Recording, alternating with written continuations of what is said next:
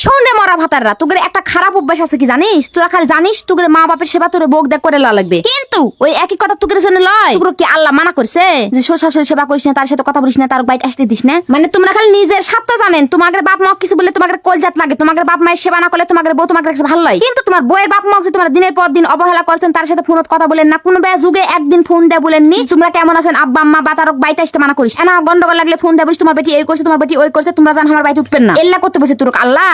ও নিজের বেলা তোরা ভালো হাদিস জানিস, আর পড়া বেলা তোর হাদিস কামড় ঢুকে না। কোন তো আমার এই কথা মেলা বেটা সালে গাও যা লেগে যাবে ফটাস করে, কারণ উচিত কথা বলিস। উচিত কথা বা তিতা লাগে, তা লাগুক আমি কি করবো? আমি উচিত কথা বলবো, এটাই হলো বড় কথা। তে শোন, তোরা বিয়া করে লিয়ে যায় কিছু কিছু বেটা সালেরা বলিস তোর আমার মা বাপের সেবা করার জন্য লিয়ে আনছি, ভালো করে সেবা করবো, আমার বাপ মা কষ্ট দিবে না। আবার কিছু কিছু বাপ মা খাচ্চর বাপ মা, শয়তান বাপ মা আছে যারা বেটা যুক্তি পরামর্শ দেয়। শুন, বউ লিয়ে আনছে ভালো কথা, বউয়ের বাপ মায়ের সাথে কেন অত সম্পর্ক করা লাগবে? আর কম যাবো, এই করবো ওই করবো, আর জান যাবো না। এলা শয়তান মা বাপের জন্য তার সাল আরো বেশি খারাপ হয়ে যায়। এগুলা ভাতার রোগ বলেছি। তোরা যে বউ বিয়া করে লিয়ে আনছিস খালি বাপ মায়ের সেবা করার জন্য, তুগরে বাপ মা তাই তুগরে কলজাত লাগে সেবা করা লাগবে? আর তোর বউয়ের বাপ মা কি বাপ মা লয়? তাদের কি ইয়া নাই, হক নাই? তোর বাপ মা তোকে একলা কষ্ট করে মানুষ করছে, আর বেটির বাপ মা কি বেটির কষ্ট করে মানুষ করেনি? তাকে ফেলে দিয়ে মানুষ করছে না? অনলাইন থেকে অর্ডার করলে তোর সাথে বিয়ে দিছে, যে তাদের হক নাই? মানে তোর বাপ মায়ের হক আছে যে তার বেটার বই সেবা পাওয়া লাগবে, আর তোর বউয়ের বাপ মায়ের হক নাই যে তার জামাই তাকে ভালোবাসবে, তার জামাই তাকে ফোন দিবে, তার জামাই তাকে পরামর্শ দিবে? এগুলার হক নাই? মানে খালি তোর কিন্তু বাপ মায়েরা কষ্ট করে মানুষ করছে, কিন্তু আমার বাপ মা আমার কষ্ট করে মানুষ করেনি। তাই তোর বাপ মায়ের উপর তোর অধিকার আছে, কিন্তু আমার বাপ মায়ের উপর আমার অধিকার নাই। বিয়া করে লিয়ে যায় বাপ মায়ের সাথে সম্পর্ক ছিন্ন করে দিস।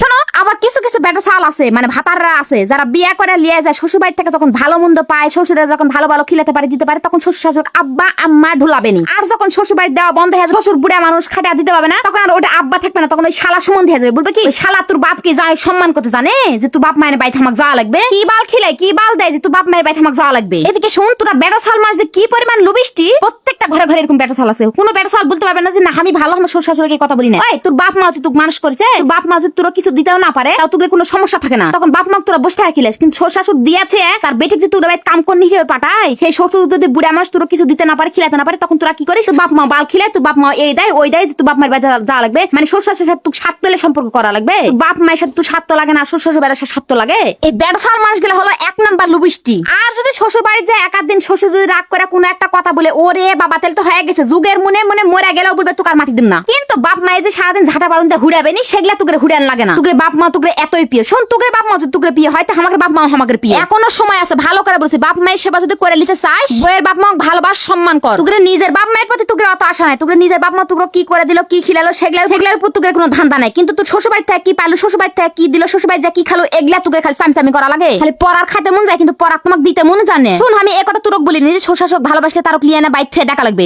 ভালোবাসাটা একটা অন্যরকম জিনিস, এলো অন্তরের জিনিস। তারা বুড়া মানুষ, তারা বয়স্ক মানুষ, তারা সাল পাল কষ্ট করে মানুষ করছে, তারও তো জীবনে কিছু শখ আছে। তার জামাই তার সাথে না ফোন দিয়ে কথা বলবে, তার জামাই না তার বুদ্ধি পরামর্শ দিবে। কোনো টাকা পয়সা দিয়ে ভালোবাসা লাগবে না, আন্তরিকতা দিয়ে ভালোবাস। তোর বাপ মাকে ভালো মন্দ খিলা গাঁজা কোনো সমস্যা নাই, সেটা তো কোনো বারণ করিনি। কিন্তু শ্বশুর শাশুড়ি তাই না অন্তর দিয়ে ভালোবাসবো, আন্তরিকতা দেখাবো না, সম্মান দেখাবো, তাও তো দেখাস না তোরা। শোন, তোরা আমার বাপ মাকে সম্মান যদি না করিস, তোর বাপ মাকে আমরা সম্মান করবো না। সোজা কথা বাংলা হিসেব, তোর বাপ মা যেরকম তোর আপন, আমাদের বাপ মা ঠিক তেমনই আপন। আমাদের তোর বাপ মায়ের সাথে খারাপ ব্যবহার করলে যেরকম তোর কলজা লাগে, ওইরকম আমাদের কলজা তাইসাও লাগে। এখনো সময় আছে, ভালো হ, ভালো হতে টাকা লাগে না।